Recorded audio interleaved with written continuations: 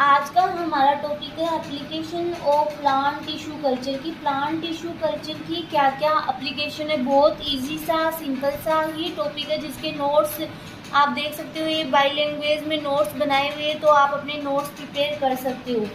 Following applications of plant tissue culture की ये जो एप्लीकेशन नीचे दे रखी है आप उनको नोट डाउन कर सकते हो। जो एप्लीकेशन हम लोग स्टडी करने वाले हैं, फर्स्ट है cloning and micro propagation. Micro propagation हम लोग स्टडी कर चुके, वही यहाँ पे लिखा हुआ है कि अब इसका प्लांट टिश्यू कल्चर में किस प्रकार से क्या उपयोग है वो हम देखते हैं। Cloning and micro propagation technique का use horticultural and silvicultural में बहुत अधिक किया जाता है। उन प्लांट्स में जिनमें लॉन्ग टाइम तक सीड क्या होते हैं, डोरमेंट होते हैं। माइक्रो प्रोपागेशन द्वारा इस टाइप के प्लांट्स का भी प्रोडक्शन किया जा सकता है। टिश्यू कल्चर टेक्निक द्वारा शॉर्ट टाइम में प्रोपागेशन हेतु मेरिस्टेम कल्चर किया जाता है। कि माइक्रो प्रोपागेशन है उसका यूज़ किसमें किया जाता है कि हॉर्टिकल्चर और सिल्वीकल्चर में बहुत अधिक किया जाता है। और माइक्रो प्रोपागेशन के द्वारा ऐसे प्लांट्स का भी प्रोडक्शन किया जाता है जिनके सीड काफ़ी टाइम तक क्या रहते हैं, डोरमेंट स्टेज में रहते हैं। और इसके लिए क्या किया जाता है कि इनका मेरिस्टेम कल्चर किया जाता है। मेरिस्टेम कल्चर किया जाता है। इसके द्वारा एंडेंजर्ड स्पीसीज का भी कल्चर किया जाता है। जो स्पीसीज खतरे में है, जो स्पीसीज विलुप्त होने वाली है, उनका भी कल्चर किया जा सकता है। नेक्स्ट है बायोमास एनर्जी। नेक्स्ट एप्लीकेशन हम लोग देखते हैं biomass energy. Present time in vitro culture द्वारा फॉरेस्ट प्लांट का भी प्रोपागेशन किया जा रहा है। कि प्रेजेंट टाइम में बहुत सारे ऐसे प्लांट है जिनका जो फॉरेस्ट प्लांट है उनका भी प्रोपागेशन किसके द्वारा किया जा रहा है, प्लांट टिश्यू कल्चर के द्वारा किया जा रहा है।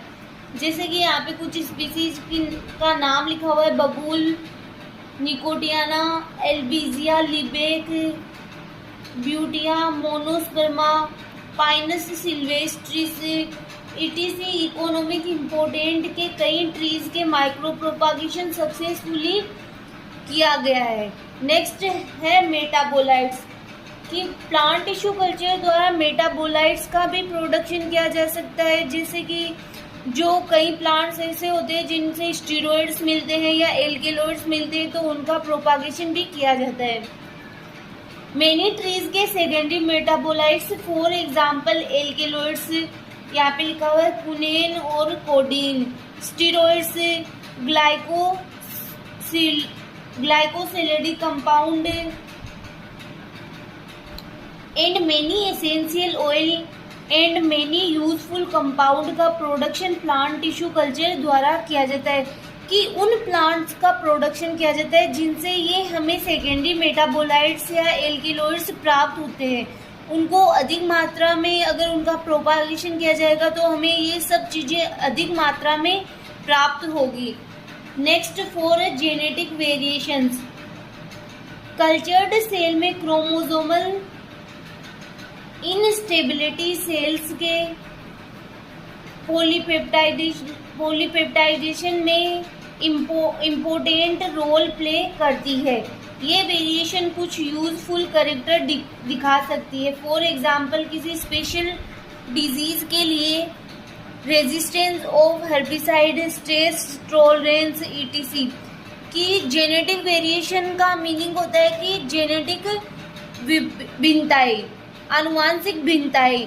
तो वो क्या करती है कि अगर ये क्या करती है, प्लांट टिश्यू कल्चर में इम्पोर्टेंट रोल प्ले कर सकती है। इनके द्वारा क्या किया जाता है कि जो रेजिस्टेंस ऑफ हर्बिसाइड है, स्ट्रेस टॉलरेंस प्लांट है, उनका प्रोडक्शन किया जा सकता है।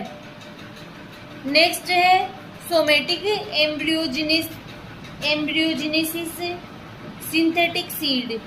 सिंथेटिक सीड हम लोगों ने प्लांट टिश्यू कल्चर में डिटेल से स्टडी कर लिया था कि सिंथेटिक सीड का प्रोडक्शन किस प्रकार से किया जाता है। इस टेक्निक के यूज से डिजीज रेजिस्टेंट प्लांट का प्रोडक्शन किया जा सकता है। आर्टिफिशियली सीड का प्रोडक्शन एसेक्सुअल रिप्रोडक्शन करने वाले प्लांट्स के लिए डिजायरेबल है। फिर नेक्स्ट है ब्रेकिंग डोरमेंसी। ब्रेकिंग डोरमेंसी मतलब कई बार कि डोरमेंट अवस्था में पाए जाते हैं कई सीड, तो उनको क्या किया जाता है, कल्चर किया जाता है। एम्ब्रियो कल्चर टेक्निक का यूज करके सीड डोरमेंसी को कम या ब्रेक किया जा सकता है और कई plants for example malus apple, ilex, ETC के रिप्रोडक्शन साइकिल को शॉर्ट किया जा सकता है। नेक्स्ट हम लोग बात करते हैं अगली एप्लीकेशन की। नेक्स्ट एप्लीकेशन है हेप्लॉइड प्लांट, कि प्लांट टिश्यू कल्चर द्वारा हेप्लॉइड प्लांट का प्रोडक्शन किया जा सकता है।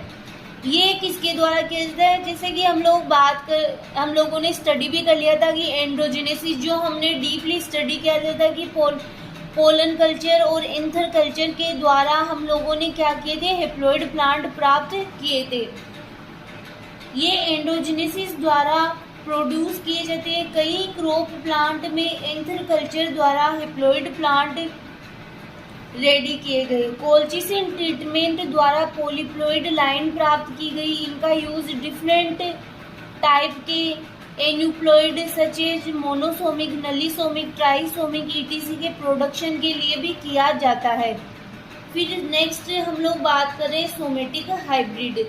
सोमेटिक हाइब्रिडाइजेशन भी हम लोगों ने डीपली स्टडी कर लिया था, जिसमें कि हम लोगों ने स्टडी किया था कि इसके लिए प्रोटोप्लास्ट को क्या किया जाता है, सबसे पहले आइसोलेट किया जाता है, फिर कल्चर किया जाता है, फिर सोमेटिक हाइब्रिडाइजेशन भी हम लोगों ने स्टडी कर लिया था।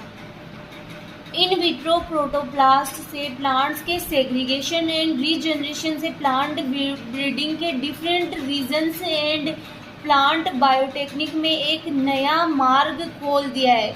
Somatic hybrid isolated somatic protoplast का यूज करके एसेक्सुअल हाइब्रिड को सक्सेस बनाने के लिए एक न्यू अप्रेटस है। डिजायर जीन टाइप के एक न्यू सोमेटिक हाइब्रिड प्लांट को उत्पन्न करने के लिए टू प्रोटोप्लास्ट के बीच फ्यूजन के प्रोडक्शन को रीकल्चर किया जा सकता है। इस टेक्निक का यूज मेनली वाइल्ड जीनोटाइप से लेकर क्रॉप की कई वेराइटी तक कई यूजफुल मापदंडों, यहाँ पे मापदंडों है, आई थिंक ये मापदंडों को समझने के लिए किया गया है। Production of hybrid plant breeding etc में अत्यधिक इम्पोर्टेंट होता है। हम लोगों ने हाइब्रिड और जो हाइब्रिड है उन दोनों को भी स्टडी कर लिया था, उनमें डिफरेंस क्या होता है वो भी हम लोगों ने डीपली स्टडी कर लिया था। फिर है ट्रांसजेनिक प्लांट। अगली एप्लीकेशन है कि प्लांट टिश्यू कल्चर के द्वारा ट्रांसजेनिक प्लांट का भी प्रोडक्शन किया जा सकता है। Pest resistant, herbicide tolerance, late maturation क्या इसका यहाँ पे लेट मेचूरेशन क्यों लिखा हुआ कि जब मेचूरेशन किसी प्लांट का मेचूरेशन लेट होता है तो उसको भी कम किया जा सकता है, उस टाइम को भी। Increase in vitamin, improvement in oil quality, etc different characters के लिए कई ट्रांसजेनिक प्लांट्स का प्रोडक्शन किया गया है। Foreign gene direct and indirect method से टिश्यू कल्चर द्वारा आसानी से इनोकुलेट कर ट्रांसजेनिक प्लांट का प्रोडक्शन किया गया है। फिर नेक्स्ट है लास्ट एप्लीकेशन देखते हैं हम लोग की कंजर्वेशन ऑफ जर्म प्लाज्म।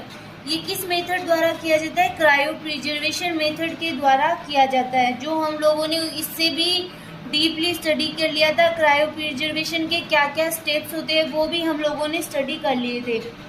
कई important plant species insect pathogen etc की चपेट में आ जाते हैं। इन प्लांट्स को मेंटेन रखना बहुत मुश्किल होता है। It is a type of ex situ conservation method. यह किस प्रकार का टाइप है कि एक्स सीटू कंजर्वेशन मेथड होता है। एक्स सीटू और इन सीटू कंजर्वेशन मेथड भी हम लोग आगे स्टडी करेंगे।